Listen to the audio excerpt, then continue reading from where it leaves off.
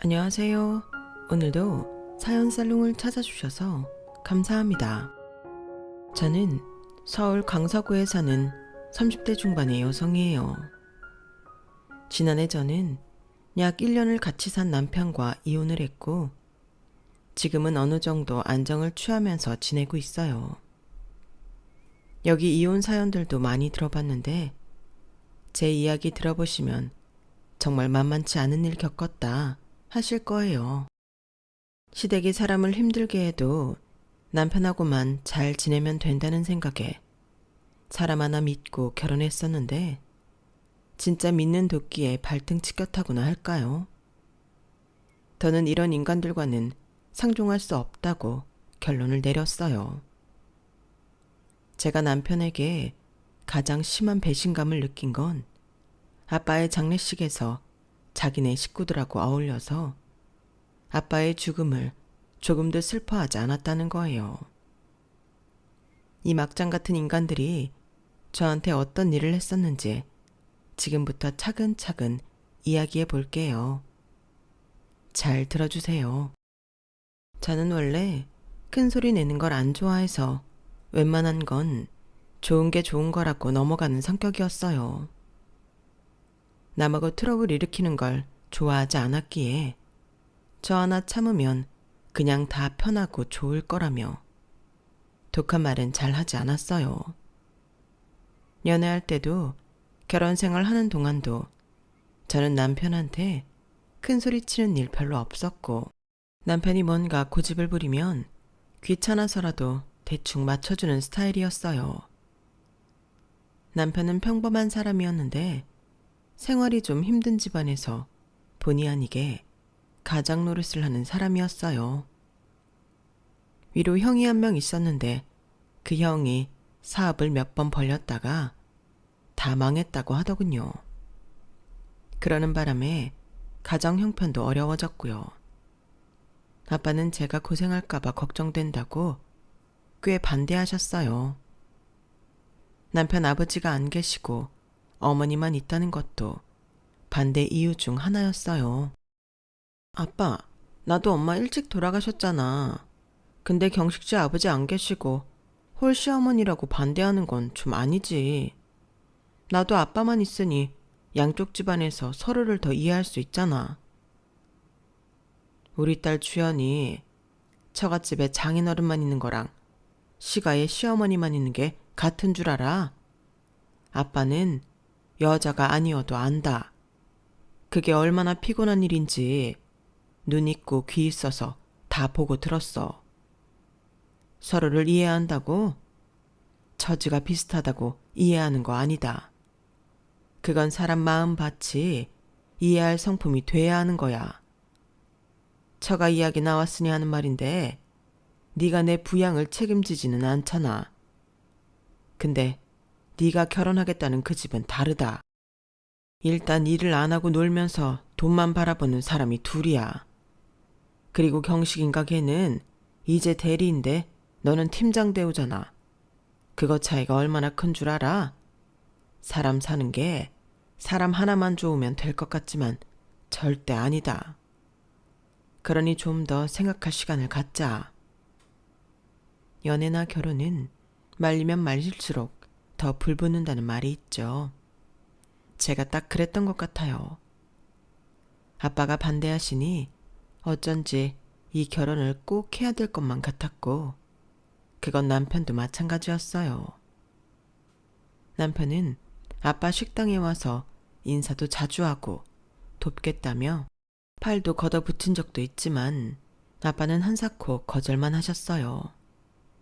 하지만 저와 남편이 워낙 확고하니 아빠도 결국에는 저희한테 져주시면서 6개월 만에 결혼을 허락하셨네요. 아빠가 한번 결정하면 모든 걸 수용하시는 분이어서 그 후로는 남편과 술도 함께 하시고 이야기도 많이 들어주셨어요. 시댁은 형편상 저희 결혼에 뭘 해줄 수 있는 상황이 아니었기에 아빠가 저희 신혼집을 마련해 주셨어요. 남편은 시댁을 부양해야 해서 저 혼자 대출을 받았고, 나머지는 아빠가 보태서 신혼집을 샀으니 거의 아빠가 해주신 거나 다름이 없는 거였어요. 시댁에서는 제가 집을 산다고 하니 한시름 덜었다며 많이 좋아하더군요. 시어머니가 둘째 아들 집 걱정은 안 해도 되겠다며 신이 났을 때 저한테 고맙다는 말은 한마디도 하지 않더라고요. 그때 싹을 알아봤어야 했는데 결혼하겠다는 의지만 불태웠던 저는 시댁의 이기적인 면을 알아보지 못했어요. 게다가 시어머니가 친구들한테 제 자랑을 꽤나 하셔서 그게 다 저를 좋아해서 그러는 거라고 착각했었거든요. 그저 자기 자랑의 일환이었을 뿐이라는 걸 너무 뒤늦게 알았네요. 아빠는 50대에 회사를 그만두시고 식당을 시작하셨어요. 어릴 적 돌아가신 엄마가 항상 나이 들면 작은 식당하며 소소하게 사는 게 소원이라고 하신 걸 기억하고 아빠 혼자서라도 하겠다는 마음으로 가정식 식당을 차리셨어요. 원래 뭐든 하시면 잘하는 분이셔서 그런지 식당은 꽤 잘 되는 편이었어요. 또 돌아가실 때까지 제 신세 지고 싶지 않다고 부지런히 돈도 모으셨고 소위 말하는 겉으로 티내지 않는 알부자였어요. 그러면서도 식당을 계속하신 건 아빠가 힘이 있을 때까지는 엄마가 하고 싶으셨던 일을 하겠다는 의지 때문이었고요. 대단한 부자는 아니더라도 남한테 아쉬운 소리 안 하고 오히려 도우면서 살 수 있는 정도니 그만하면 괜찮다고 생각해요. 시댁은 저희에 비하면 빚도 많고 수입은 적어 힘든 상태였어요. 남편 돈의 절반은 시댁으로 간다는 걸 저도 알고 있었는데도 시어머니는 오히려 신혼집 대출금 단속을 하더군요. 예, 너 우리 경식이한테 신혼집 대출금 갚으라고 하는 건 아니지? 처음부터 네가 산다고 했고 네가 대출받은 거니까 끝까지 책임져야 한다. 중간에 힘들다고 우는 소리 하거나 경식이한테 기대려고 하지 마라. 안 그래도 우리 애 힘들어. 걱정 마세요, 어머니. 제가 다른 대출도 없고 연봉도 좀 돼서 대출금으로 힘들게 하지는 않을 거예요. 너 은근히 네 자랑할 줄 아는구나. 뭐 나쁘다는 거 아니야. 요즘 세상에 자기 잘난 맛 정도는 있어야 된다는 거 나도 아니까. 그래. 네가 지금 말한 것처럼 니네 집 산 거 후회하지는 않게 해다오. 엄마, 걱정하지 마. 주연이도 나도 벌 만큼 벌잖아. 주연이가 산 아파트는 오르면 올랐지 떨어지지 않는데 우리가 잘 되면 형도 돕고 집에도 더 좋은 일이잖아. 그래, 경식이 네 말이 맞긴 맞지. 아휴, 그래 알았다. 둘이 탈 없이 잘 살아라. 그러면 더 바랄 게 있겠니? 시어머니는 좋은 말을 해주는 것 같은데도 늘 말에서 가시가 느껴지곤 했는데 저는 단순히 제가 어려워해서라고 생각했었어요. 그게 그 사람 성품이었는데 말이죠. 남편은 결혼 전에도 그랬고 결혼 후에도 항상 시댁을 잘 챙겼어요. 특히 형일이라면 뭐든 내주겠다는 기세였는데요. 저는 그게 형제애가 각별해 보여 좋았어요. 가족끼리 똘똘 뭉치는 느낌이 있어서 저도 그 안에 들어가고 싶은 기분도 들었고요. 외동인 저는 어릴 때부터 형제가 있는 친구들을 부러워했는데 형이 있는 남편한테도 그런 감정을 똑같이 갖고 있었던 것 같아요. 아주버님은 딱 보기에도 까다로워 보이는 인상이었어요. 그게 남편하고 가장 다른 점이기도 했고요. 딱 보면 아주버님하고 시어머니는 되게 닮았는데 남편은 그런 까다로운 느낌이 아닌 게 돌아가신 아버지 닮은 것 같더군요. 아무튼 결혼 전부터도 저한테 군기 잡으려는 게 눈에 보였던 아주버님은 저희 신혼집에 대해서는 괜히 간섭하려 들고 이것저것 아는 척을 많이 했어요. 아니, 아무리 돈을 혼자 낸다고 해도 그렇지. 신혼집은 남편 명의로 해야 맞는 거예요. 그래야 가정의 기둥이 바로 서죠. 솔직히 아파트 명의 재수 씨로 하면 집 하나 한 걸로 생색내겠다. 이거잖아요. 어차피 먹고 사는 건 우리 경식이 돈이 더 들어갈 텐데? 진정한 가족이 되려면 돈 문제 따지지 않고 남편한테 내줄 건 내주고 해야 할 건 해야 되는 거 아닌가? 그런 얌체 마인드로 살면 들어올 복도 도로 나가는 거예요. 하도 말도 안 되는 소리라 한마디 하고 싶었는데 남편이 옆에서 눈짓 발짓하며 아무 말도 못하게 하더군요. 나중에 남편은 기분 나쁘더라도 참아달라며 이렇게 말했어요. 그래도 형이 우리보다 어른이잖아. 엄마 돌아가시면 집안 어른이 될 텐데 거북하더라도 좀만 참아. 그건 어머니 돌아가시고 나서 생각해도 되는 거 아니야? 왜 벌써부터 그렇게까지 어른 대접을 해야 해? 물론 아주버님이 나보다 윗사람인 거 알아. 아무리 그래도 그렇지. 저런 말까지 다 참으라는 말을 어떻게 해? 경식 씨 이럴 거야? 형 말은 이제 우리 다 한 가족이라는 거고 나한테 형이면 이제 주연이 너한테도 형이나 마찬가지니 좀 받아들여. 저는 결혼 생활 1년 내내 이 말을 제일 받아들이기 힘들었어요. 저한테 어떤 불리한 말을 해도 무조건 참으라뇨. 가족이라면 제 입장도 고려해 줘야 하는 것 아닌가요? 제가 아주버님 까탈을 참으려고 결혼하는 것도 아니고요. 그것뿐이 아니었어요. 저희 신혼여행을 스페인으로 간다고 하니 자기 스페인 안 가봤다고 저한테 자기 혼자 자유여행할 비행기 티켓을 예약해 달라더군요.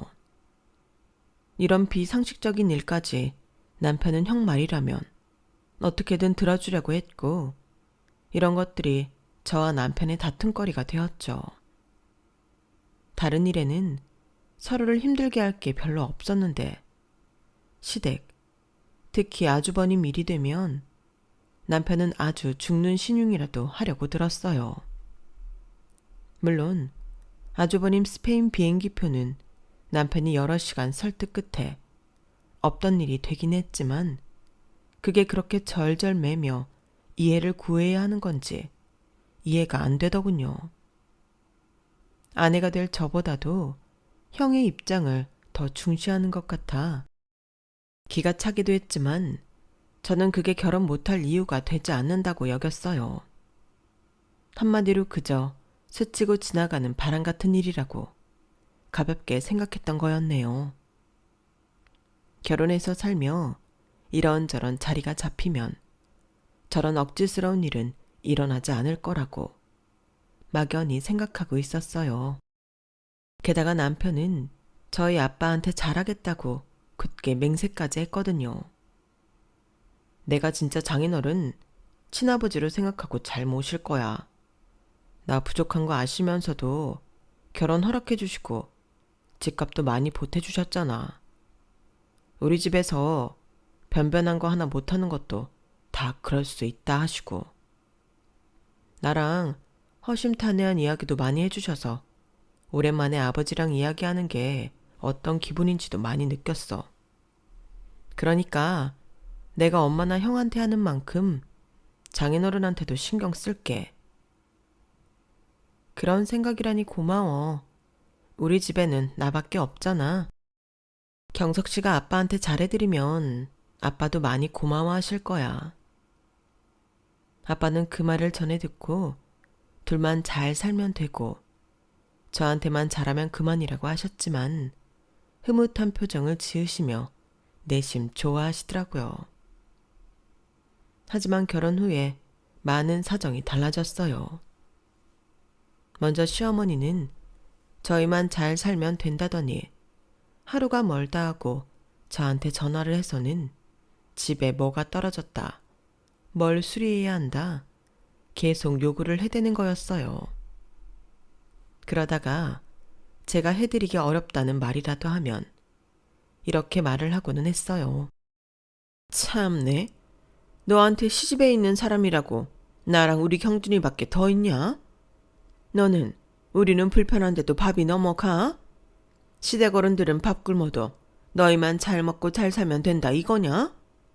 세상에 며느리라는 게 들어와서는 복 있는 짓은 하나도 하지를 않아. 라면 신세한탄에 저를 나쁜 사람으로 모는 말을 늘어놓는데 나중에는 제가 정말 나쁜 사람인가 싶더라고요.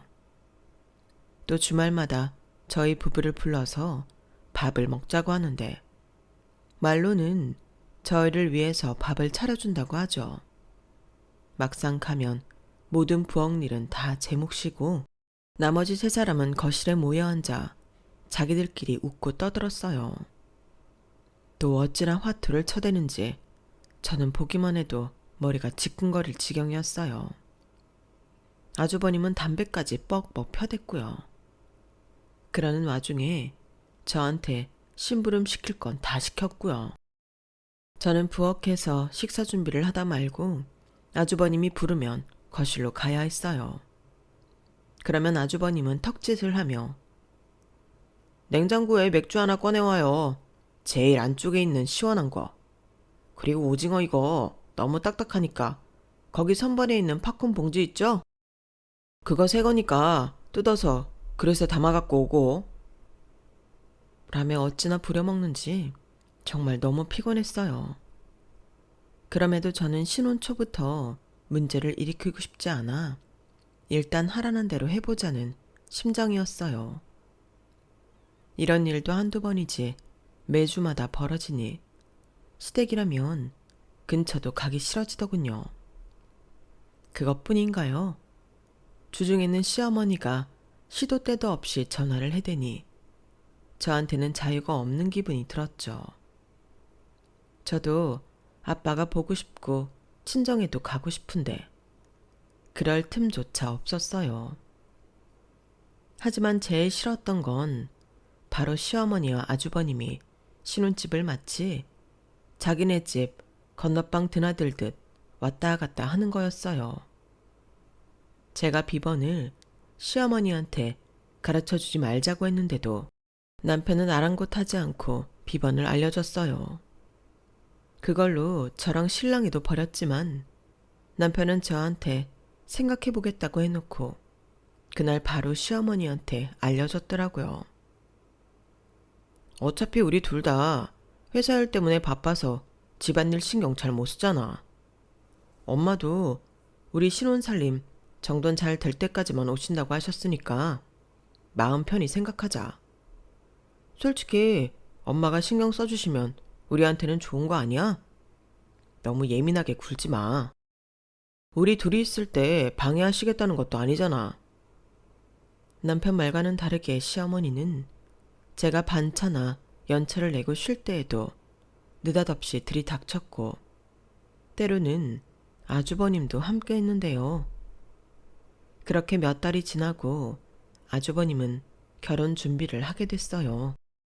아주버님은 마치 자기 혼수장만 샘플을 보듯이 저희 집을 여기저기 둘러보고 가전제품이나 다른 물건들까지 일일이 들춰봤는데 저는 그게 너무 싫었어요. 경씨가 이 가전제품들은 다 네 돈으로 한 거냐? 아니, 이런 것도 주연이 돈이 더 많이 들어가긴 했지. 나도 그러면 좋겠는데 말이야. 집이나 외제차 이런 거 혼자 못하면 가전제품이라도 비싼 거 내가 책임지라는데 미치겠다. 어디서 집 하나 나한테 뚝 떨어지면 좋겠네. 재수씨, 그런 거 보면 재수씨가 꼭 꽉 막힌 사람은 아니네요. 하긴 뭐 재수씨도 직장 좀 괜찮은 것 빼면 딱히 볼 데 있는 건 아니네. 몇 달간 하도 대도 않는 말들을 많이 들어서인지 저런 말조차 화는 나도 일일이 신경 쓰고 싶지 않더라고요. 그런데 슬슬 시어머니나 아주버님이나 제가 집 사는데 돈을 보태주기를 바라는 눈치를 내비쳤어요. 아주버님이 결혼하려는 여자는 꽤 사는 집 같기는 했지만 그 집에서는 아주버님 직업도 확실하지 않고 시댁이 잘 사는 것도 아니니 깐깐하게 나오는 것 같더라고요. 그럼에도 아주버님은 그 여자와 결혼하고 싶어 했어요. 야, 미술 전공이야. 그게 평생 얼마나 써먹을 때가 많은 줄 알아? 이거는 굳이 어디 출근해서 일하지 않아도 된다니까. 집에서 집안일 하면서 재택으로 돈도 벌 수 있는데 여자가 이쁘기까지 해. 그럼 말 다 한 거 아니야? 그 여자는 아주버님이 뒤에서 이런 천박한 말을 하는 걸 알기는 하는지 정말 녹음해서 들려주고 싶은 심정이었어요. 그리고 얼마 후 아주버님은 저와 남편이 있는 자리에서 노골적으로 집값을 보태달라는 말을 했어요. 물론 남편한테만 말하는 것처럼 했지만 저 들으라는 거였죠. 단도직입적으로 말할게. 나 집 사는 거 경식이 너도 보태야지. 얼마 보탤래? 너네도 나 결혼하는 거 바라고 있었잖아. 이 결혼 놓치면 앞으로 어떻게 될지 모르는데 집값 같은 거는 확실하게 보태주면 좋겠다. 물론이지 형. 나도 마음만은 진짜 뭐든 다 해주고 싶어. 우리 형인데. 나한테는 아빠 대신이고. 그렇게 큰 한숨을 쉬며 저를 쳐다보는 남편이 참 어이없더군요. 아주버님이 가고 나서도 남편은 계속 마음 아프다는 말만 했어요. 저는 들은 척만 척하고는 제 할 일만 했죠. 제가 생각보다 냉정하게 나오니 남편은 제 눈치를 보더군요. 그리고 며칠 후 남편은 저한테 정말 말 같지도 않은 소리를 했어요. 우리 형 집 대출 받아서 사주자. 형이잖아. 나도 대출 좀 알아볼 테니까 주연이 너도 좀 받아봐. 가족끼리 이럴 때 서로 도와야 하지 않겠어? 주연이 너는 대출 받을 때 꽤 되지 않아? 말을 안 해서 그렇지 엄마나 형도 네가 해주길 바라고 있어. 언제까지 어른들 우리 눈치만 보게 할 수는 없잖아. 아주버님은 그렇게 돈이 없어? 여태 돈도 안 모으고 뭐 하셨대? 형도 잘 살아보려고 했지. 그냥 일이 안 풀렸을 뿐이야. 근데 앞으로는 달라지지 않겠어? 좋은 사람하고 결혼도 하는데. 잘 모르겠네.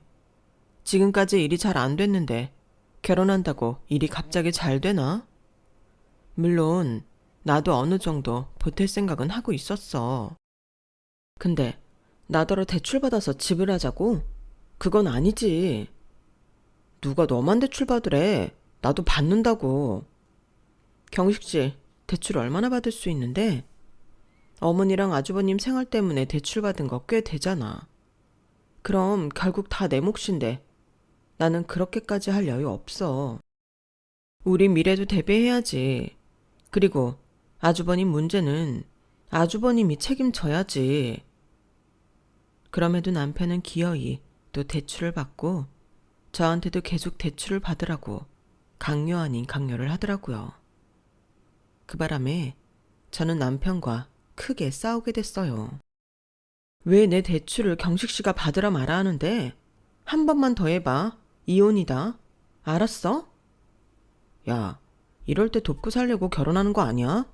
그런데 대출 좀 받자고 하는데 그것도 다른 문제도 아니고 지방 경사이고 우리 형 일이라서 그러는데 이혼이라고? 왜? 이보다 더 하찮은 경제 문제로도 이혼 많이 해. 근데 내 돈을 생으로 다 내놓으라는 거나 마찬가지인데 그걸 누가 좋다고 해. 게다가 이렇게 강요까지 하는데. 부부는 한마음 아니냐? 너도 우리 가족이 됐으니 함께 힘을 합치자는 뜻인데 왜 그렇게까지 선을 그어? 이럴 때만 가족이고 힘을 합치자고 하네. 언제 나를 자기네 사이에 끼워줬다고. 양심이 있으면 가슴에 손을 얹고 생각해봐. 가족 거리면서 셋이서만 어울려 다니고 나는 뒤치다거리만 하잖아. 아주버님 도와주고 싶으면 형편 되는 만큼만 해. 그 이상은 곤란해. 네가 대출 가능한 것도 형편이 되는 거야. 대체 어디까지 해줘야 가족의 도리를 다하는 건데 우리 허리를 졸라매면서까지 해야 되는 이유를 모르겠네.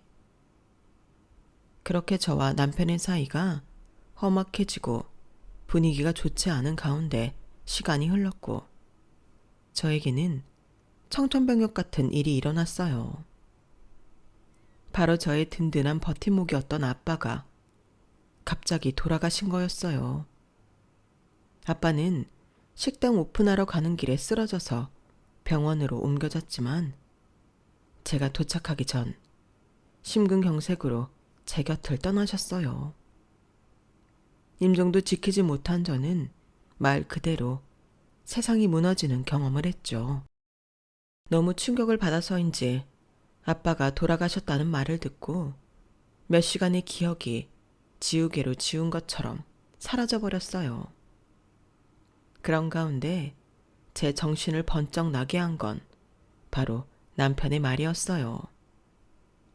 갑작스러운 장례 때문에 식당 직원들이 나서서 저를 도와주는데 남편이라는 작자가 옆에서 이런 말을 하더군요.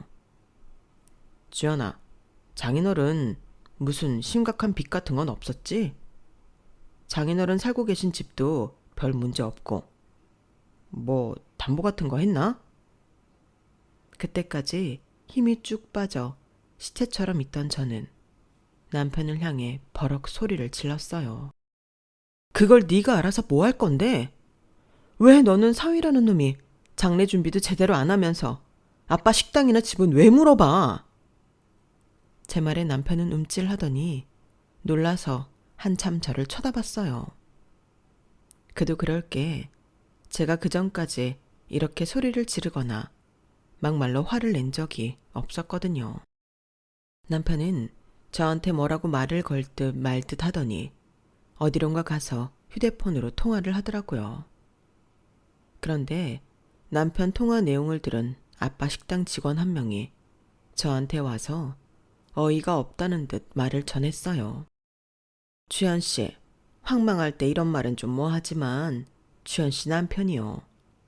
지금 자기 집이랑 통화하는 것 같은데 사장님 빚은 없는 것 같다는 둥 집은 어떤지 더 확인하겠다 이런 말 하네요. 너무하는 거 아니에요? 저 역시 남편이 결혼하면 아빠한테 그렇게 잘하겠다는 그 말과는 180도 다른 행동만 보여준 데다가 아빠의 죽음을 슬퍼하기보다는 뭔가 챙기려고 하는 모습에 배신감을 느끼고 있었어요. 그런데 남한테까지 저런 모습을 뻔뻔하게 보이다뇨. 저는 그나마 남아있던 정남이까지 떨어졌어요. 그런데다가 빈소에 찾아온 시어머니와 아주버님은 더 제 속을 질러놓기만 했어요. 사돈 식당은 어떻게 할 거냐? 네가 회사 다니면서 식당 경영까지는 할 수 없잖아? 듣자 하니 꽤 장사가 잘 된다던데? 그거 우리 큰아들 경준이가 하는 것도 나쁘지 않겠다. 나머지 재산 문제도 정리가 되면 우리 목 빼놓으면 안 된다. 재수 씨는 진짜 복이 많은 사람이네요. 우리 예비마누라도 이 정도 복은 있어야 되는데. 아니, 누가 젊은 나이에 이런 큰 돈을 힘들이지 않고 갖겠어요. 대한민국에 그런 사람 몇 안 돼요. 재수 씨는 진짜 몇 퍼센트 안에 드는 사람이라니까요. 이게 아버지를 잃은 사람한테 할 소리인가요? 저는 그제야 시댁 인관들과 남편의 본 모습을 똑똑히 알게 됐어요. 일단 차분히 장례를 치루었고 아빠 유산 상속 문제도 차근차근 정리해 나갔어요.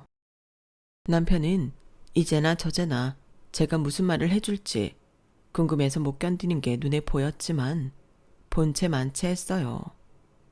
그러다가 어떻게 알아봤는지 하루는 퇴근하고 오더니 다급하게 저한테 이렇게 말했어요. 주연아, 너 장인어른 집 안 판다고 했다며? 내가 그 동네 부동산들에 전화 쫙 돌리며 알아봤거든.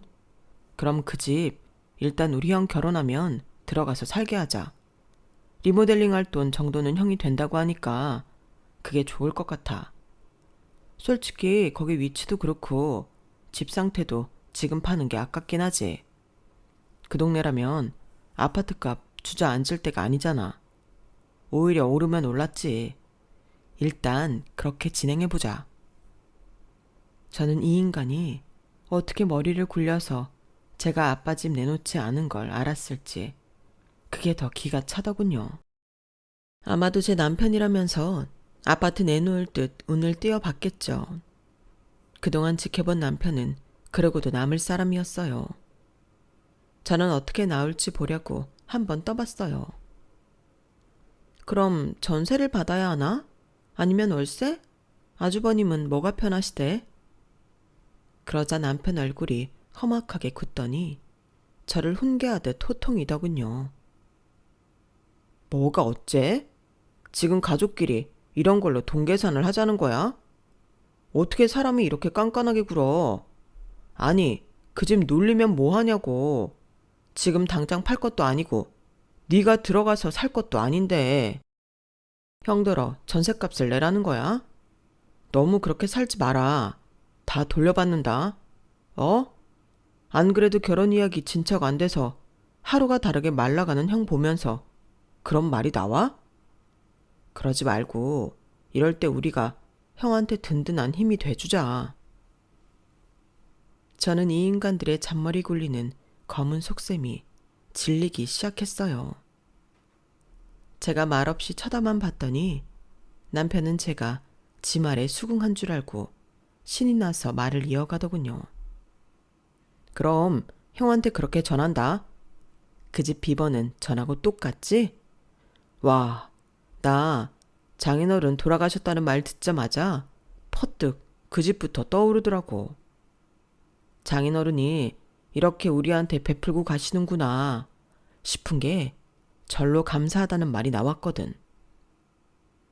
와, 어떻게 그 순간 그런 생각을 해? 대단하다. 제가 그러자 남편은 제 표정을 보더니 얼굴이 빨개지며 물론 너무 슬프고 당황스러웠지. 장인어른한테 자식 노릇도 제대로 못 해봤는데 너무 죄송했지. 라며 변명을 했지만 이미 때는 늦었죠. 저는 남편이 시댁에 연락하며 헛꿈에 부풀어 있는 동안 방에 들어와 몰래 부동산에 아빠 집을 내놓았고 이혼 변호사를 알아보았어요. 그러는 김에 저희 신혼집도 같이 내놓았고요. 그 인간 흔적이 있는 데는 제가 전세나 월세 놓으며 갖고 있는 것도 싫을 만큼 일말의 정도 없어졌거든요. 바로 다음날 저는 수소문한 변호사 사무실을 찾아가서 상담을 받았고 이혼 접수를 하고는 일을 착착 진행했어요.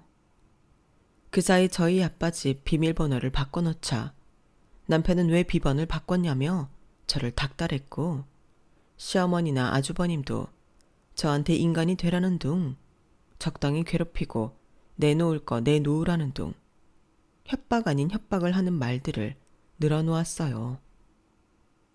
저는 그런 말들도 몰래 다 휴대폰에 녹음해서 증거로 남겨놓았죠.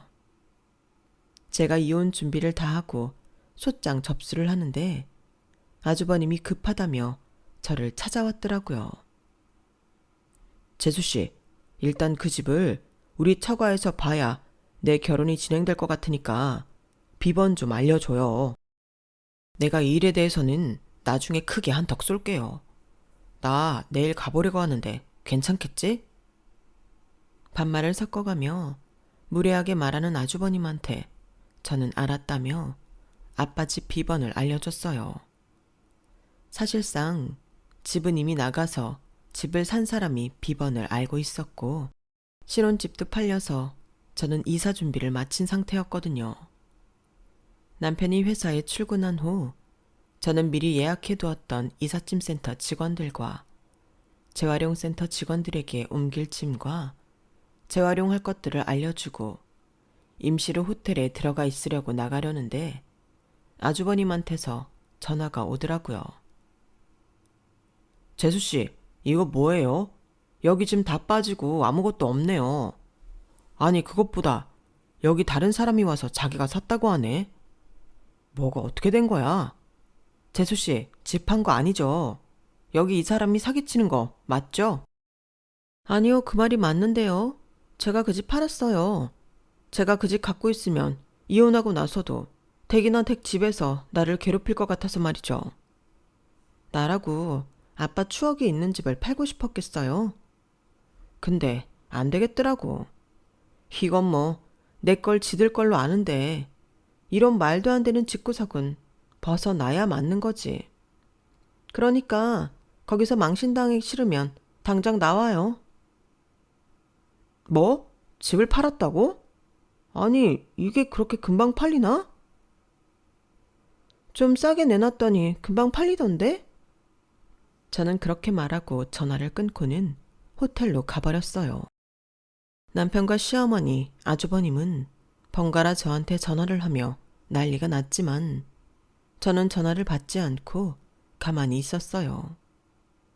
그리고 남편한테 이혼 소장이 도착하자 남편은 회사까지 저를 찾아와서 눈을 부라리며 진상을 부리더군요.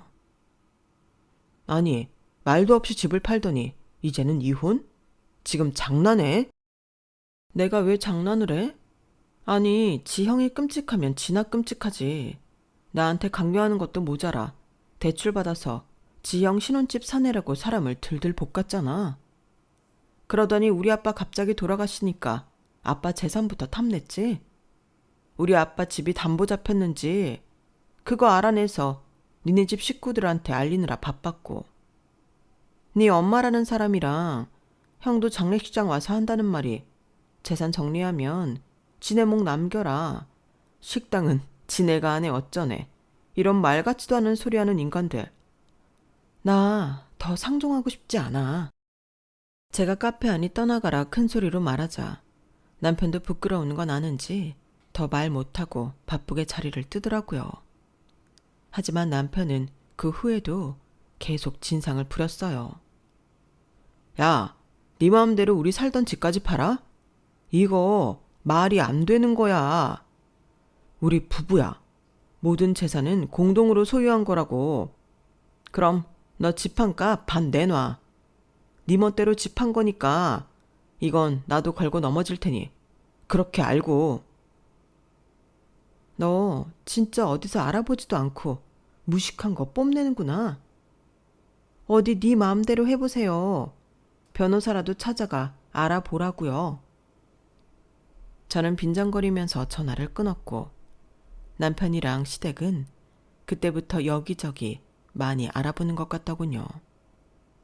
그러다가 안 되겠는지 남편은 다시 저를 찾아와서 사정을 하더군요. 주연아, 이렇게 감정적으로 굴지 말고 이성적으로 대처하자. 우리 어른이잖아. 그래, 네가 섭섭할 수 있어. 나는 우리가 이제 다 같은 가족이니까 네가 어른스럽게 당연히 이해할 거라고 여겼는데 그게 아니었나 보구나. 네 입장을 좀 더 배려하고 잘 설명하지 못한 거 미안하다. 웃기시네. 어디서 사람을 무슨 쫌팽이 심보 가진 사람으로 만들어. 야, 밖에 나가서 다 물어봐. 네가 결혼하고도 집 경제 사정에 콩 한 쪽도 보탠 게 없는데 헛다 대고 공동재산 우는애. 신혼집 내 대출에 우리 아빠 돈으로 된 거 서류도 다 남아있어. 그래서 네가 손 쓸 수 없으니까 나한테 와서 헛소리 하는 거잖아. 뭐? 어른스러울 줄 알아? 니네처럼 남 등쳐먹고 사는 게 어른스러운 거니? 네 형이라는 인간처럼 파렴치하고 낯짝 두꺼운 게 어른스러운 거야? 넌 그럼 뭘 한참 잘못 알고 있는 거야.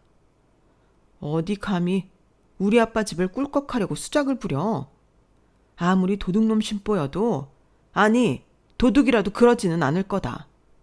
네가 무슨 개수작을 부려도 나는 이혼할 거니까 너도 어디 해볼 테면 해봐. 그리고 그 집에 사람 들어올 거니까 네 짐도 당장 빼고 아니면 다 쓰레기장으로 보내라고 했으니까 네가 알아서 해. 너 그런 계산은 빠르잖아. 야, 심주연. 모든 게 다 네 뜻대로 될 것 같아? 절대 아니야. 너야말로 네 뜻대로 안 되니까 나한테 이랬다 저랬다 하는 거잖아. 이제는 또 협박이야? 그러니까 변호사 선임하고 해볼 테면 해보라고. 아빠 장례식장에서도 우리 아빠 재산 갖고 지들끼리 쑥덕거리는 그런 양심도 없는 인간들 손을 과연 법원이 들어줄까? 게다가 나는 증거도 다 있고 서류상 문제될 것도 없는데.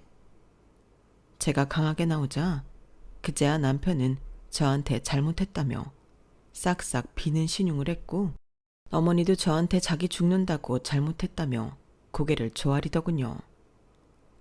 얘 새아가 우리가 100번 1000번 잘못했다. 네 기분 풀릴 때까지 사과하마. 그러니 제발 우리 경식이랑 이혼만은 하지 말아다오. 응? 제발 부탁이야. 하지만 이제 저한테는 그런 말이 통하지 않았죠. 그런 와중에도 아주버님은 저한테 미안하다는 문자 한 통이 없었어요. 원래 그런 인간이니 예상은 했지만 참 어처구니가 없더군요. 그렇게 저는 이혼 소송을 진행했고, 신혼집에서 못 나간다 버티던 남편 짐은 제가 말한 대로 쓰레기장으로 직행할 뻔했어요.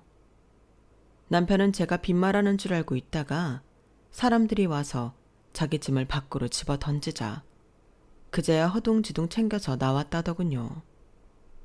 그렇게 몇 달 후에 저와 남편은 완전히 남남이 되어 헤어졌네요. 처음에는 이혼이라는 게 무섭고 두려웠는데 정말 평생을 함께할 가치가 있는가 잘 생각해보고 결단을 내리니 생각보다 어렵지 않았어요. 결혼 전에 아무리 잘하고 좋은 말을 해도 결혼하고 나서 변하니 모든 게 참 허무하더라고요. 누구든 자기가 급하면 좋은 말은 할 수 있는 거 아니겠어요? 사람은 안 좋은 상황에서 어떻게 대처하는지를 봐야 그 사람에 대한 진면목을 알 수 있겠더라고요. 그렇게 저는 혼자가 되어 아빠를 그리워할 때가 많지만 시간이 지날수록 점차 안정이 되고 좋아지고 있어요. 아빠가 제 이혼을 속상해 하시겠지만 제가 계속 사는 것보다는 낫다고 해주실 거라 믿고 있네요.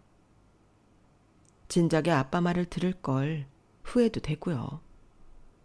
이제부터 저의 삶은 후회 없도록 잘 헤쳐나가야겠어요. 그럼 들어주신 모든 분들 감사드리고요. 언제나 행복하시길 빌게요.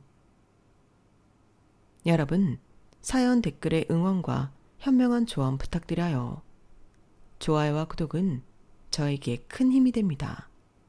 오늘도 좋은 일 가득하세요.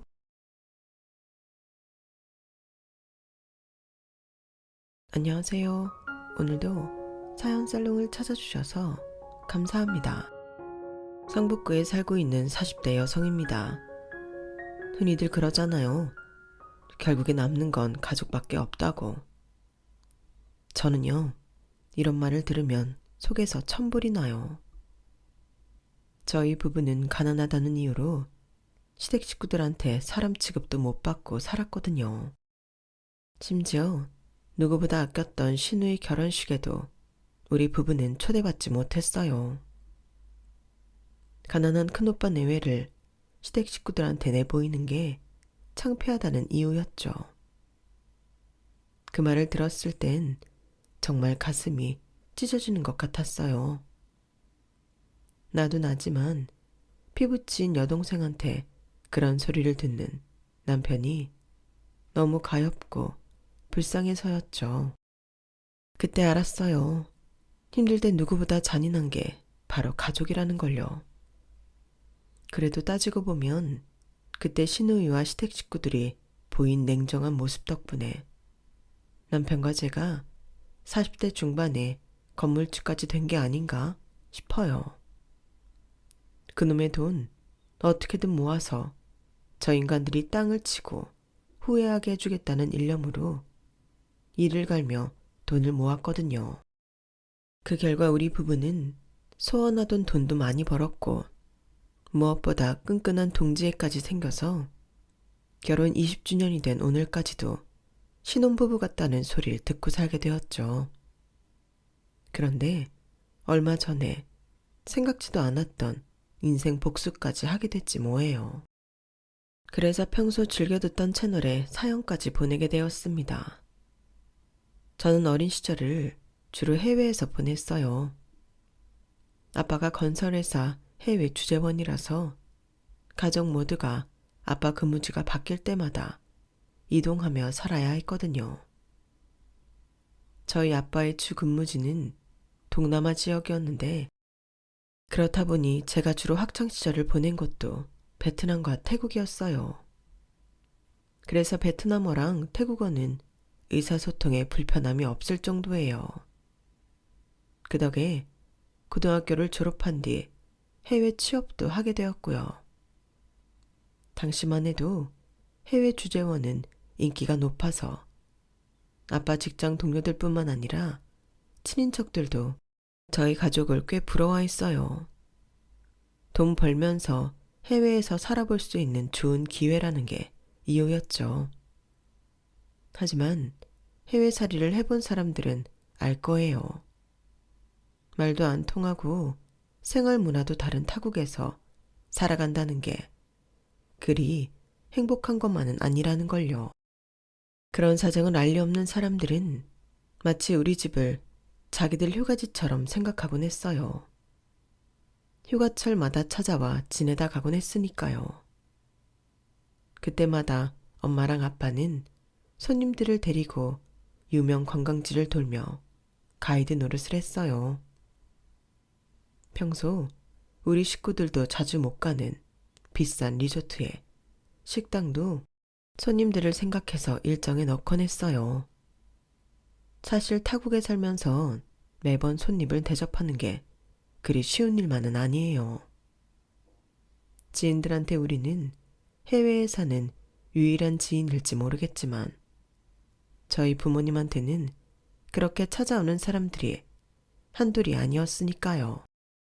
따지고 보면 그들은 우리 가족의 일상을 방해하는 귀찮고 피곤하고 돈도 많이 드는 불청객일 뿐이었어요. 그럼에도 불구하고 저희 부모님 딴에는 신경 써서 대접한다고 했지만 자기들 성에 안 차면 대놓고 서운한 소리를 해대기 일쑤였죠. 확실히 못 사는 나라라 그런지 위생관념이 엉망이네. 아까 난 식당 입구에서 바퀴벌레 보고 시겁했잖아. 경은이 엄마는 이런 데서 어떻게 산대요? 나는 절대 못 살아. 덥고 더럽고 게다가 오토바이 소음까지. 아우, 한 번은 왔다 가지만 두 번은 못 오겠어요. 4박 5일 동안 돈 한 푼 안 내고 무료 숙식에 무료 관광 투어까지 해놓고서는 이딴 소리를 하는데 정말 당장이라도 내쫓고 싶은 심정이더라고요. 하지만 이런 투정을 할 수 있었을 때가 좋았던 것 같아요. IMF 때 아빠가 다니던 회사가 부도가 나면서 우리 가족은 졸지에 한국으로 돌아오게 되었고 한순간에 실업자가 된 아빠는 그 후로 직장을 얻지 못했어요. 거기다 한국에 돌아오자마자 사기까지 당하는 바람에 우리 식구들은 한순간에 길바닥에 나앉을 위기에 처하게 되었죠.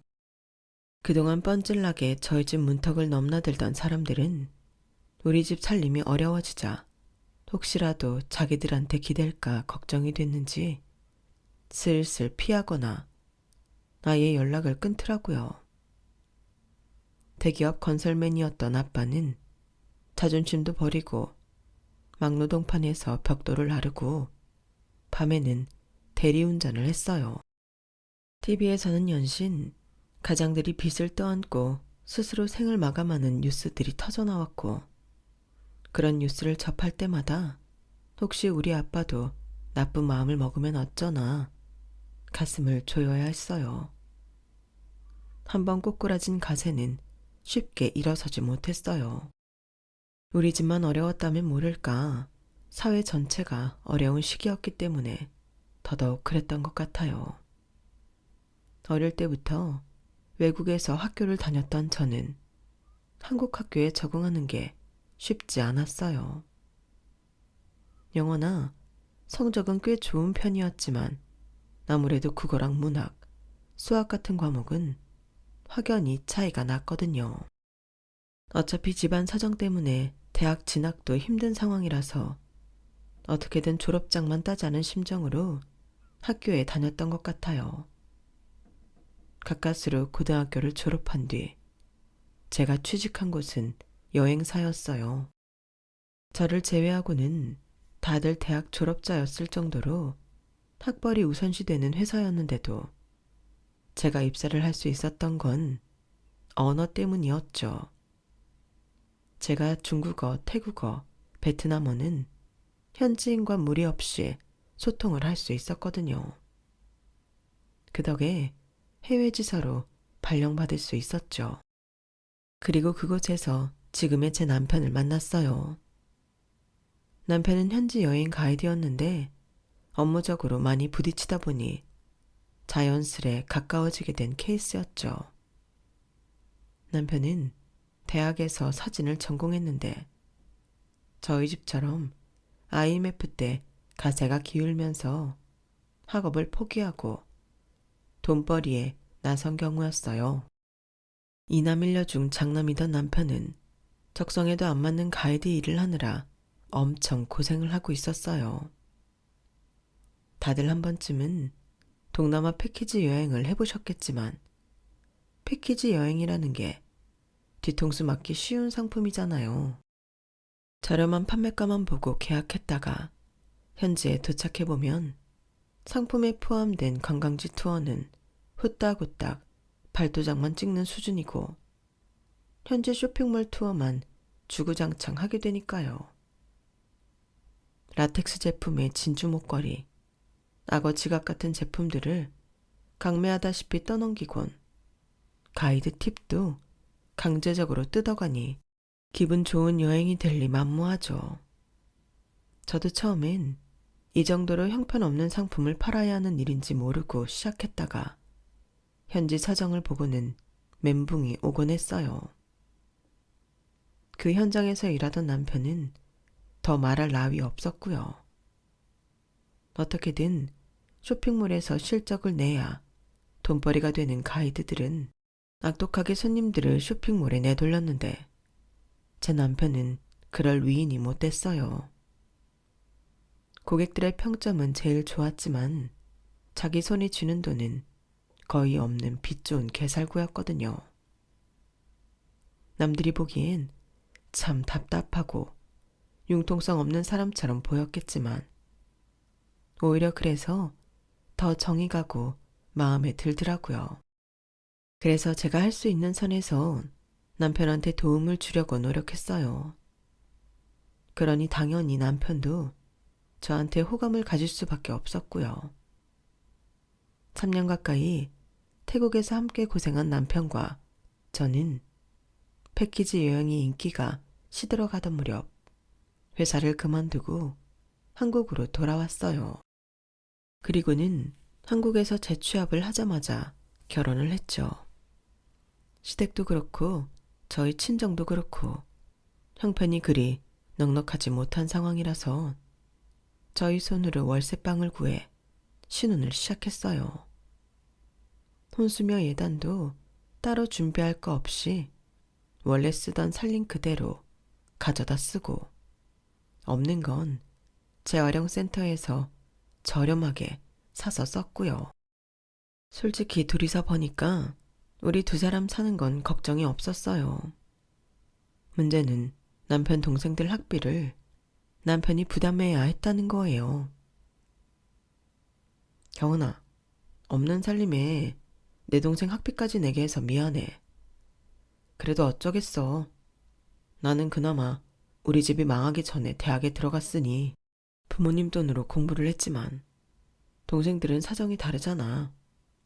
비빌 언덕도 없이 어떻게 지들 손으로 대학을 다녀. 그렇다고 계속 학비를 대주겠다는 건 아니고 일단 둘째 복학 가는 학기랑 막내 입학금까지만이라도 대주자. 이후에는 지들이 알아서 장학금을 따든 아르바이트를 하든 해서 해결하겠지. 자기는 졸업도 못하고 그만둔 대학인데 동생들을 챙기는 걸 보니 참 내 남편답다 싶더라고요. 그래서 정작 우리 부부는 대학 졸업장도 없으면서 시동생과 시누이 대학 등록금을 대게 됐어요. 처음엔 딱 한 학기씩만 내주려고 했었는데 매번 어머님이 전화하셔서 등록금이 부족하다고 조금이라도 도와달라고 하시는 통에 결국 동생들이 대학을 졸업할 때까지 학비를 대주게 되었죠. 특히 시누이는 어쩌면 그렇게 뻔뻔하게 공부를 안 했는지 부분 장학금 한 번 받은 적이 없을 정도로 매 학기 온전히 등록금을 내고 다녔어요. 그쯤 되면 양심상 아르바이트라도 할 법한데 이게 또 막내라고 오빠들한테 아양을 떨면서 그마저도 안 하고 살았지 뭐예요. 그래도 그때는 내 남편 동생이니 내 동생이나 다름없다는 생각에 그렇게 밉거나 야속하지는 않았어요. 힘든 상황을 서로 도와 헤쳐나가야 한다는 생각이 강했거든요. 그런데 이건 어디까지나 저나 제 남편 생각이었던 것 같아요. 우리 부부의 지원 끝에 대학을 졸업한 시동생은 대기업에 입사를 하게 되었는데 초봉이 제 남편 월급보다도 더 많더라고요. 그런데 웃긴 건 그동안 그렇게 학비 원저를 받았으면서도 첫 월급 타면서 제 남편 양말 한 짝 안 사주더라는 거예요. 회사 생활 하려면 남한테 꿀리지 않게 하고 다녀야 한다면서 명품 지갑이며 구두, 심지어 향수까지 사서 뿌리면서 말이죠. 그걸 보니 배알이 꼴리더라고요. 도련님 정말 너무한 거 아니야? 우리가 그만큼 해줬으면 못해도 양말 한 짝은 사다 주면서 그간 고마웠다고 말할 수 있는 거잖아. 어떻게 지 명품 지갑 살 생각은 하면서 우리한테는 입을 싹 닫냐? 에이, 그게 그렇게 서운했어? 좋다. 내가 다음 달에 당신 명품 지갑 하나 사줄게. 한 12개월 할부면 살 수 있겠지. 지웅이도 고마운 마음을 갖고 있을 거야. 지금은 지도 사회에 나가 처음 번 돈이니까 이것저것 사고 싶은 게 많아서 그런 걸 거야. 마음 넓은 당신이 이해 좀 해줘. 우리가 대가를 바라고 학비 대준 것도 아니잖아. 누가 뭐래? 그냥 좀 서운해서 그러지. 그리고 여보, 난 명품 지갑 같은 거 필요 없어. 그러니까 혹여라도 그런 걸 사올 생각은 하지도 마. 맞이라는 이유로 홀어머니와 동생들 챙기기 바쁜 남편은 한 번도 그런 일로 서운해하는 적이 없었어요. 그래도 사람인데 어떻게 저럴 수 있을까 싶을 정도로요. 이런 형의 마음을 아는지 모르는지 시동생은 해를 거듭할수록 제 남편을 무시하기 시작했어요. 자기는 대기업 직원이고 형은 중소기업 영업직일 뿐이라는 생각이 머리에 꽉 박힌 사람처럼 툭하면 회사 급을 운운하며 제 남편 기를 죽이더라고요. 형이 대기업생 일을 어떻게 한다고 함부로 떠들어. 직원도 20명 남짓한 구멍 수준인 회사에 다니면서 달래 대기업 월급이 센 줄 알아? 우리 회사랑 형네 회사는 엄연히 급이 다르다고. 잘 알지도 못하면서 아는 척이야. 도련님, 그래도 그렇지 어떻게 형한테 말을 그렇게 해요? 툭하면 제 남편 회사 무시하는데요. 그러면 안 되죠. 우리 이이가 도련님이 무시하는 그 구멍가게 같은 회사에서 번 돈으로 도련님 학비 내줬던 건 기억 안 나세요? 개구리 올챙이적 생각 못한다고. 도련님이 그러면 안 되죠. 하도 눈꼴 시려 한마디 했던 건데 그 말을 들은 어머님이 버럭 하시더라고요. 아이고, 너 지금 시애미 앞에서 시동생 등록금 좀 대줬다고 유세 떠는 거냐? 막말로 니들이 둘째한테 해줬으면 뭘 얼마나 해줬다고 그러니? 얘는 남들 들어가기 힘들다는 명문대에 학원 한 번 안 다니고 들어가서 매 학기 장학금까지 받고 다닌 애야. 몇 번 모자란 학비 좀 대줬다고 니들이 둘째 공부를 다 가르친 것처럼 생색내고 싶은 모양인데 그러면 안 된다. 막말로 형으로서 동생한테 그 정도로 해준 게 뭐 그리 대단한 일이라고 말끝마다 등록금 타령을 하는지 모르겠다. 사람이 심보를 그따위로 쓰면 안 되는 거야. 어머님은 그동안 우리 부부가 당신을 대신해서 아들, 딸 공부시킨 노고를 너무도 하찮은 것처럼 취급하셨어요. 그런 대접을 받고 있자니 서운한 마음이 들더라고요. 이래서 화장실 들어갈 때랑 나올 때 마음 다르다고 하는구나 싶더군요. 돈 필요할 땐 목소리까지 팍 죽여가며 앓는 소리 하실 땐 언제고 이제 좀 살만해지니 눈에 힘주고 저희 희생을 폄하하시길래 거기서 말을 접었어요. 그리고는 결심했죠. 앞으로 다시는 시댁일에 힘쓰지 않겠다고요. 어머님이 이러시니 시동생이랑 시누이가 이리도 뻔뻔하게 구는구나 생각했어요. 대기업에 들어간 지 4년쯤 되자 시동생은 대리로 승진을 했고 그 무렵 결혼을 했어요. 동서는 시동생과 같은 회사 선후배로 만났다고 하더군요. 대학도 시동생 못지않게 좋은 대학을 나와서 참 똑똑하고 빈틈이 없는 사람이었어요. 이래저래 시동생 부부와 우리 부부는 여러모로 차이가 났죠. 신우이도 그런 차이를 느꼈는지 저한테 대하는 것과 동서한테 대하는 게 확연히 달랐어요. 자격지심인지는 모르겠지만 시댁에 다 같이 모이는 날이면 저 빼고 둘이만 쑥덕거리는 게 아마도 제가 대학에 못 다닌 탓에 수준 차이가 나서 그러는 게 아닌가 하는 생각까지 들더라고요. 물론 남편은 한사코 그런 게 아니라고 했지만요. 설마 그런 걸로 당신을 따돌리는 거겠어? 아무래도 재수 씨랑은 나이 차이도 별로 안 나니까 더 편해서 그러는 거겠지. 너무 신경 쓰지 마. 당신한테는 내가 있잖아. 자기는 몰라서 그래. 아가씨랑 동서가 얼마나 나를 밀어내는데 내가 주방에 들어가잖아? 그럼 방금 전까지도 깔깔거리고 떠들다가 갑자기 말을 싹 멈춘다니까. 그게 왜겠어? 내 얘기하고 있었으니 그러는 거지. 아가씨도 정말 너무하지. 같이 지낸 시간도 내가 훨씬 더 긴데 어쩜 동서 들어오자마자 그렇게 성급기를 하냐? 나 정말 너무 서운해. 말은 그렇게 했지만 그때까지만 해도 조금 서운한 정도에 불과했어요. 1년에 몇 번 안 보는 사이인데 나이 어린 시누이랑 동서 사이를 시기해봐야 뭐하나 싶었으니까요. 그런데 아이가 태어나고 나니 서운한 마음이 더 커지더라고요. 저랑 동서는 3개월 차이로 출산을 했는데 그때 시누이한테 느낀 서운함은 쉽게 잊혀지지가 않더라고요. 제가 아들을 낳았을 땐 꽃 한 송이도 안 사왔던 시누이가 3개월 뒤 동서가 아들을 낳자 애 유모차를 선물로 사줬더라고요. 그것도 100만 원이 넘는 고가 제품으로요. 나한테 그러는 거는 참을 수 있지만 아무 잘못 없는 내 아이한테까지 차별을 하니까 그건 정말 못 참겠더라고요.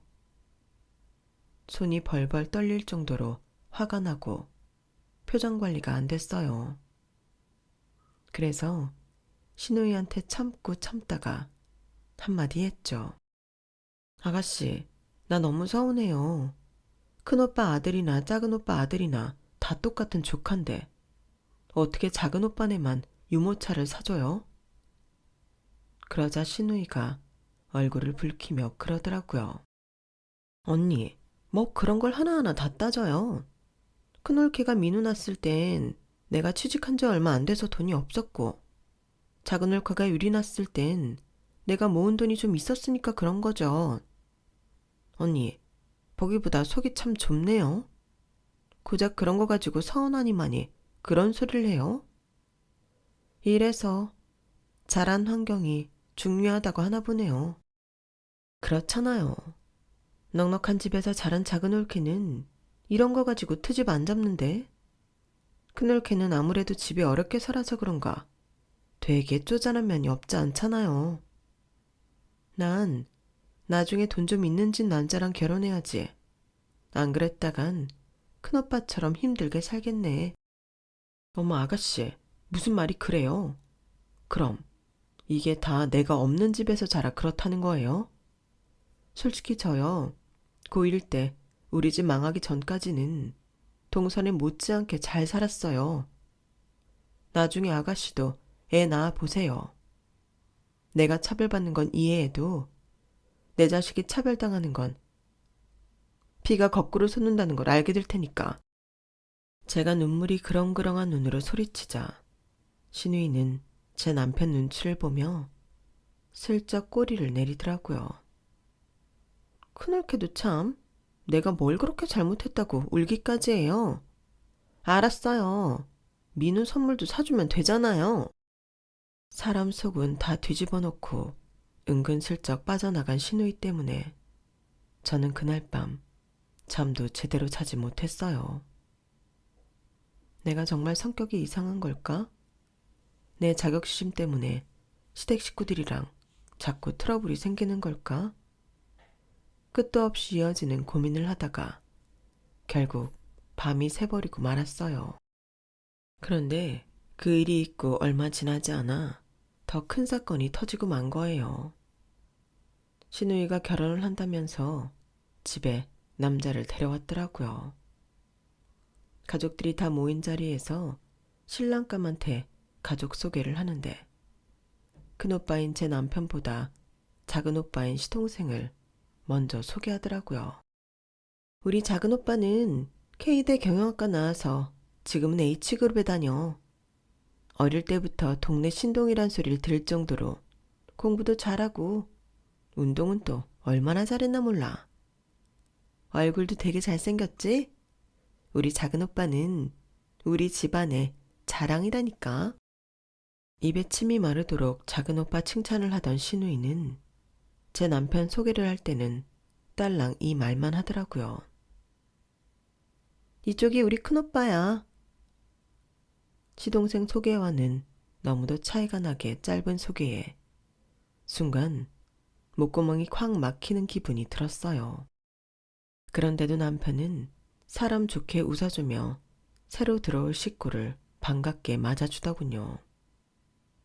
식사를 마치고 차를 마실 때도 신우이는 작은 오빠 내외하고만 대화를 나눴어요.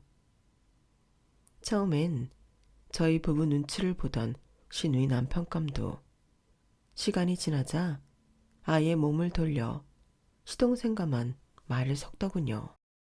그날 집에 돌아오는데 자꾸 눈물이 났어요. 차라리 대놓고 말을 하면 모를까. 사람을 앞에 두고 투명인간 취급을 하니까 더 속상하고 화가 나더라고요. 딱히 따질 명분도 없으니 속만 터지잖아요. 아이를 안고 앞서 걸어가는 남편의 등을 보니 그날따라 기운 없이 축 처진 것 같아서 그게 더 슬펐어요. 나한테는 세상에서 제일 귀한 사람인데 왜 자기 가족들한테는 이런 대접을 받고 살까? 이해가 안 갔죠. 시댁에 인사를 온 뒤 신우이 결혼 준비는 본격적으로 시작됐어요.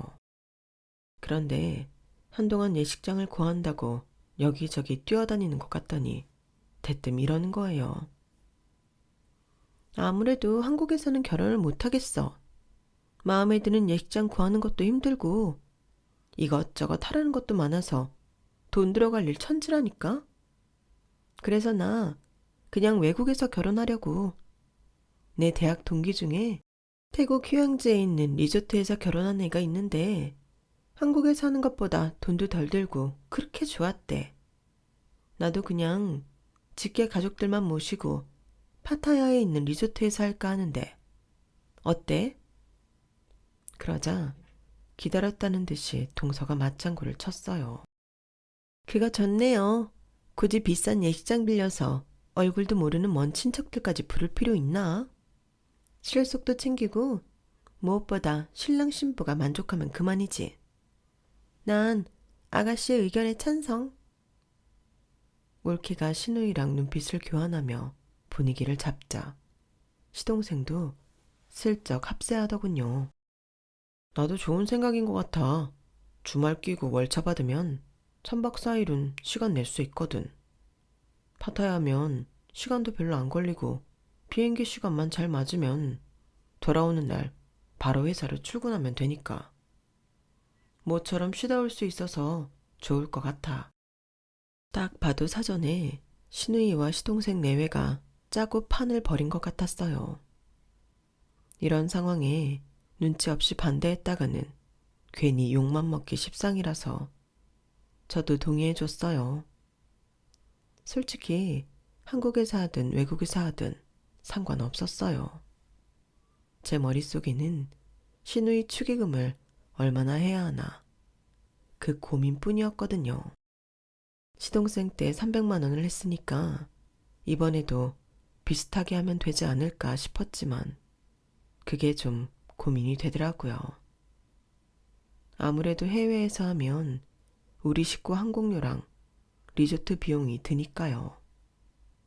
만약에 그 돈을 신우이가 낸다면 축의금을 더 해야 하지 않을까 싶고 반대로 그 비용을 우리 보고 부담하라고 하면 축의금에서 그 비용을 조금 뺄까 싶기도 했거든요. 사실 제 남편이 맞이라서 시동생과 신우이한테 받은 돈이 없는데도 이럴 땐 큰오빠라고 축의금 걱정을 안 할 수가 없더라고요. 매번 대접도 못 받으면서 받는 거 없이 주기만 하는 상황이 정말 짜증났어요. 남편한테 축의금 얘기를 했더니 일단 300은 축의금으로 주고 우리 가족 항공권과 리조트 비용은 따로 더 내자고 하더라고요. 꼭 그렇게까지 해야 돼? 아가씨 하는 거 봤잖아. 결혼식 문제만 해도 봐. 도련님네랑은 미리 입 맞춰놓고 자기한테는 말 한마디 없었잖아. 매번 이렇게 얄밉게 구는데 왜 우리만 도리를 다 하냔 말이야. 솔직한 심정으론 돈 300도 해주기 싫어. 이번이 마지막이야. 앞으로는 달라고 해도 안 줘. 돈도 없고. 당신한텐 정말 미안해. 내가 못난 장남이라서 매번 당신만 힘들게 하네. 힘없는 남편 목소리를 들으니 더는 반대를 못 하겠더라고요. 그래서 남편 뜻대로 버린다 생각하고 신우이 축의금으로 300만 원을 보내줬어요. 그런데 결혼식이 일주일 앞으로 다가오도록 결혼 일정이나 항공권 스케줄에 대해 아무 말이 없지 뭐예요. 그래서 신우이한테 전화를 했어요. 아가씨, 결혼 준비하느라 바쁘죠? 다름 아니라 항공권 때문에 전화했어요. 정확한 일정을 알려줘야 그 일랑 나도 회사에 월차를 내니까요. 항공권 발권했죠? 그러자 신우이가 잠시 말이 없는 거예요. 그리고는 뭔가 숨기는 듯한 목소리로 그러더군요. 아, 그게 항공권을 아직 못 샀어요. 워낙 일이 바빠서. 어머, 아직 항공권도 안 사면 어떡해요? 시기 당장 일주일 앞인데. 그러면 나한테 일정 알려줘요. 이래봬도 내가 여행사 직원 출신인데 항공권 하나 못 구하겠어요. 옛 동료들한테 연락해서 어떻게든 구해줄게요. 그랬더니 신우이가 다급하게 소리를 치며 그러더라고요. 언니, 그러지 말아요. 실은 항공권 구했어요. 아니, 방금까지 못 구했다더니. 순간 설마 하는 생각이 번쩍 들더라고요. 아가씨, 혹시 우리 가족 것만 빼고 예약한 거예요? 그래서 나한테 거짓말한 거 맞죠? 미안해요, 언니. 근데요, 제 입장도 좀 생각해 주세요. 우리 시댁이 우리 집이랑은 달리 좀 사는 집이거든요. 그 형제들도 다들 명문대 출신이고, 심지어 어머님, 아버님도 두 분 다 S대 출신이세요. 그뿐인 줄 알아요? 직업들도 다들 의사의 변호사, 대기업 임원이라고요. 세무사인 우리 그이가 제일 떨어지는 편이라니까요. 그런데 큰오빠랑 언니는 학벌도 그렇고 직업도 내놓기 창피하잖아요. 나도 우리 오빠인데 결혼식에 부르고 싶죠. 그치만 너무 급이 떨어지니까. 그 말을 듣는데 그동안 참았던 울분이 한꺼번에 목구멍을 타고 올라오는 것 같았어요. 이제 더는 이것들을 사람 대접해주면 안 되겠다는 생각이 들었죠. 그래서 이참에 너희들이랑 연을 끊는다는 심정으로 참았던 말을 쏟아냈어요. 아, 그래. 그랬구나. 근데 아가씨, 그렇게 내놓기도 창피한 오빠한테 돈 받는 건 창피하지 않았나 봐? 넙죽넙죽 잘도 받아먹고 지금까지 대학 4년 동안 받았던 학비며 용돈, 게다가 취업 준비한다고 받아간 학원비까지. 아, 결혼 축의금 300도 있었지? 그 돈이 다 얼마야? 못해도 원룸 전세 보증금은 될 돈인데 그 돈 받는 건 안 창피했어? 네가 필요할 때 ATM처럼 돈 뽑았을 때만 오빠고 남들 앞에 나설 땐 감추고 싶은 치분이 네 큰오빠가? 이런 싹바가지 없는 년을 다 봤나? 야, 너 지금 그걸 말이라고 떠드는 거니? 너란 년한테는 양심이라는 게 있기는 한 거냐고. 피 한 방울 안 섞인 남도 너처럼은 안 해. 받아 처먹은 게 있으면 미안해서라도 고마운 척은 한다고. 근데 뭐? 급이 떨어져서 내놓기 창피해? 네가 이렇게 대먹지 않은 년인 거 내가 몰랐던 거 아니야. 그래도 그동안 입 다물고 있었던 건 내 남편에 대한 애정과 배려 때문이었어. 그런데 더는 못 참아주겠다. 니까 것들한테 매번 퍼주기만 하고 이렇게 뒤통수 맞는 내 남편이 가여워서라도 내가 참으면 안 되겠다고. 그간 너한테 들어간 돈 이번 주까지 다 토해내. 안 그러면 네 결혼식장 찾아가서 내가 입에 칼 물고 망나니 춤 한번 제대로 쳐줄라니까. 고매하신 네 시댁 어른들이 보면 아주 흡족하실 거다. 그러니까 결혼식 온전히 치르고 싶으면 돈 당장 보내. 개거품을 물고 그간 쌓인 감정을 쏟아낸 저는 전화를 끊고 한참을 주저앉아 울었어요. 늦은 밤 집에 돌아온 남편은 눈이 퉁퉁 부은 채 침대에 누워있는 저를 보고는 무슨 일이 있었냐고 묻더라고요. 그래서 울먹이며 신우이랑 통화했던 내용을 죄다 말해주었어요. 제 얘기를 들은 남편은 아무 말 없이 허공만 바라보더라고요. 그리고는 휴대폰을 들고 거실로 나갔어요. 그리고는 누구랑 통화를 하는지 제가 잠들 때까지 방에 들어오지 않았어요. 다행히 다음 날이 토요일이라서 저는 늦게까지 침대 위에서 눈만 멀뚱멀뚱 뜨고 있었어요. 밖에서 애 그릇소리가 들리는 걸 보니 남편이 아이한테 밥을 먹이고 있는 것 같더라고요. 그런데 잠시 뒤 초인종이 요란하게 울리는 거예요.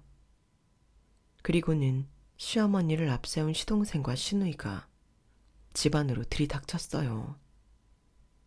어머님은 잔뜩 화가 난 얼굴로 저를 보자마자 손바닥으로 머리통을 치셨어요. 어찌나 세게 때렸는지 두개골이 댕댕 울릴 정도였죠.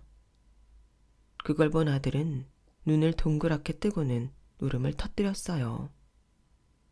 저는 정신없는 와중에도 일단 아들을 끌어안고 다독였어요. 그러자 남편이 아이를 번쩍 들고 방으로 데려가더니 방문을 닫자마자 버럭 소리쳤어요. 지금 뭐 하시는 겁니까? 어머니가 뭔데 내 아내를 때려요. 사과하세요, 당장. 사과하시라고요. 뭐? 사과? 내가 왜 사과를 해?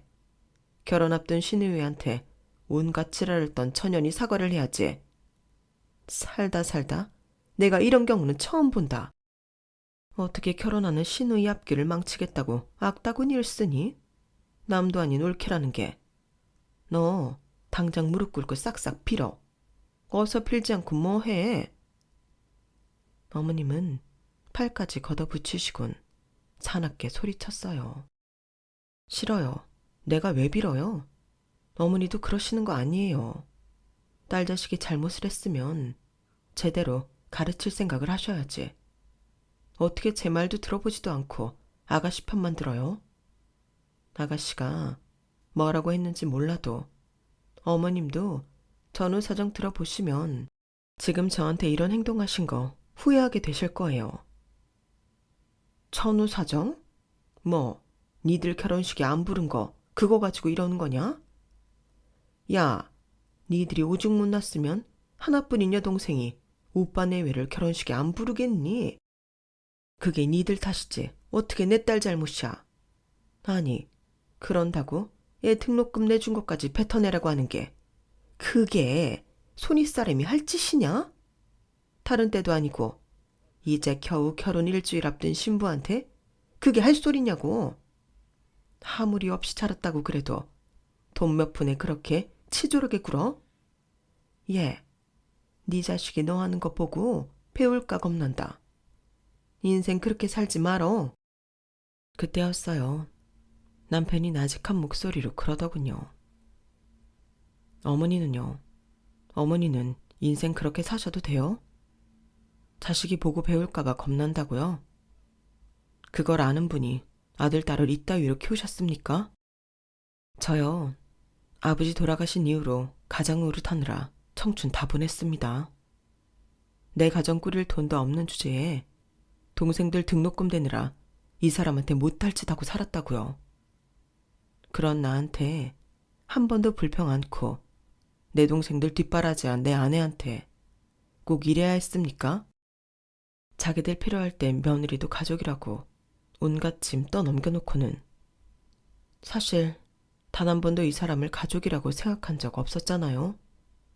아들인 나도 남보다 못하게 대하는 사람들이 하물며 피도 안 섞인 내 아내를 가족으로 생각했을까요? 안 그래요? 타인에게 희생을 강요하지 마세요. 그렇게 어머니 자식들 위하실 거면 남의 손이 아니라 어머니 손으로 직접 보살피시라고요. 오늘 이렇게 부른 것도 그 얘기를 하려고 부른 겁니다. 민수 너, 내가 어제 전화로 얘기한 거 기억하지? 우린 이제 남남이니까 그동안 네가 나한테 받아간 등록금이며 축의금 다 돌려줘. 나도 너한테 받은 게 없으니까 너도 나한테 받은 게 없어야 하는 거 아니니? 그래야 공평하지. 그리고 민영이 너도 이 사람이랑 통화했으니 잘 알 거다. 이번 주 내로 이 사람 통장으로 전액 송금해. 안 그러면 내가 가만히 안 있을 거야. 그동안 당신들이 나랑 내 아내한테 받아간 것들은 한 푼도 빠지지 않고 다 받아낼 거니까. 그렇게들 알아. 그리고 한 번만 더 내 아내한테 함부로 굴었다간 어머니도 니들도 인생 편히 못 살게 해줄 테니까 각오하라고. 오늘부로 나는 어머니 아들도 아니고 니들 형, 오빠도 아니니까 다시는 얼굴 보지 말고 살자고요. 아무 감정도 묻어있지 않은 표정으로 남편이 시댁 식구들을 현관 밖으로 밀어내자 신우이가 징징거리더라고요. 큰오빠 나한테 왜 이래? 당장 그 돈을 내가 어떻게 마련해? 다음 주면 결혼식인데. 다른 사람도 아니고 오빠가 나한테 이럴 수 있어? 항공권은 내가 당장 구해볼게. 그러니까 오빠도 내 사정 좀 봐주라. 오빠, 오빠! 문 밖으로 떠밀리면서도 신우이는 끝까지 제 오빠를 불러댔어요. 하지만 남편은 눈 하나 깜빡 않더라고요. 우리 남편이 이렇게 무섭고 단호한 사람인지는 그때 처음 알았어요. 그러면서 한편으로는 얼마나 가슴에 큰 상처를 입었으면 이럴까 싶어서 참 안 됐더라고요. 그 후로도 신우이는 저랑 남편 전화로 수십 통이 넘게 전화를 해댔지만 남편도 저도 받지 않았어요. 그리고 결혼식이 있기 하루 전 신우이가 제 계좌로 3,500만 원을 보냈더라고요. 우리가 결혼식을 망칠까봐 겁이 나기는 했던 모양이에요. 사실 홧김에 한 소리였지 거기까지 찾아갈 생각조차 없었는데 말이죠. 시동생도 남편 계좌로 그간 우리한테 받아간 돈을 보내주었고요. 그렇게 우리는 시댁 식구들과 완전히 연을 끊었어요. 그 후로 우리 부부는 이를 악물고 돈 버는 일에 몰두했어요. 그렇다고 남들처럼 주식이나 코인으로 돈을 불릴 능력도 자신도 없었기 때문에 그쪽은 쳐다보지도 않았어요. 대신 우리가 잘할 수 있는 일을 찾아서 시작했어요. 바로 해외 관련 사업이었죠. 동남아 등지에서 현지 학교를 다니며 유년 시절을 보낸 저와 현지에서 가이드 생활을 했던 남편이 의기투합해서 만든 업체였어요. 우리나라에도 한때 국제학교 열풍이 불었었잖아요. 그런 국제학교가 동남아 등지에도 많이 있거든요. 실제로 동남아에 있는 국제학교를 졸업하고 미국과 영국의 유명 대학에 들어가는 학생들이 꽤 많아요. 그래서 그 틈새 시장을 노렸죠. 자식을 국제학교를 통해 해외 대학으로 보내고 싶어하는 한국 부모들을 대신해 현지 조사를 해주고 상황에 맞는 학교를 골라주는 거예요. 아이들과 현지에 와서 생활할 거주지도 알아봐주고요. 각종 서류 작업과 은행 업무도 대행해주자 학부모들 사이에서 호응이 좋더라고요. 실제로 저희 아들도 태국에서 국제학교를 다닌 뒤 영국에 있는 대학에 입학했어요. 학부모 입장에서 고객을 대하니 현실적으로 도움이 되는 부분이 많았던지 회사를 설립하고 10여 년이 지난 지금 각 도시마다 지점도 여러 개 생기고 직원 수도 꽤 늘어났어요. 태국에서 살던 시절 같은 학교를 다녔던 태국 친구들이 사업 파트너가 돼주어서 가능한 일이었죠. 그렇게 열심히 일에 빠져 살다 보니 어느덧 어엿한 건물주가 되었네요. 서울 하늘 아래 우리 부부 명의로 된 집 한 칸 없던 우리가 일궈낸 성과라서 더 가슴 뿌듯하답니다. 한때 학벌도 돈도 없어서 가족들한테 무시당했던 시절의 아픔은 이제 흔적도 없이 사라지고 말았어요. 그런데 이렇게 성공한 저희 부부와 달리 시댁 식구들은 그간 평탄치 않은 생활을 해왔던 모양이에요. 그동안 연락 한 번 없이 남남으로 지내던 신우이가 어디서 소문을 들었는지 우리 집까지 찾아왔더라고요. 그런데 말이죠. 사람은 쉽게 안 변한다고 어쩜 그리 여전하던지 헛웃음이 나더라고요. 성공한 큰오빠를 보니 자기가 다 가슴 뿌듯하다나 뭐라나 마음에도 없는 소리를 짓거리더니 결국엔 돈 빌려달란 소리를 하더군요. 자기가 주식으로 돈을 좀 까먹었는데 남편이 그걸 알고는 원상복구 안 해놓으면 이혼하겠다고 했다나 뭐라나. 그간 몇 번은 시동생한테 돈을 빌려서 메꾸고 넘어갔던 모양인데 이번엔 몇 년 전 동서랑 돈 때문에 싸운 뒤로 지 전화는 받지도 않는다며 눈물까지 뚝뚝 흘리더군요.